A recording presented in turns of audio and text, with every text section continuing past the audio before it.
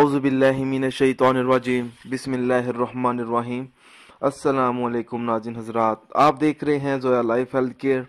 दोस्तों, आज मैं आप लोगों को एक बेहतरीन अमल बताने जा रहा हूं, दुकान में खैर व बरकत के लिए वजीफ़ा।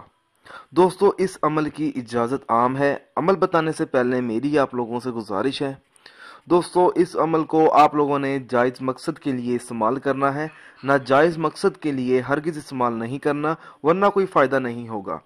अक्सर देखा जाता है कि अच्छी खासी चलती हुई दुकान एकदम से बंद हो जाती है, या कोई ऐसा कारोबार है जिसमें इजाफा नहीं हो रहा। अगर कोई ऐसा शख्स है जो चाहता है कि उसकी दुकान में खैर व बरकत पैदा हो, तो उस शख्स को चाहिए कि वो ये अमल करे। अमल इस तरह से शुरू करना है।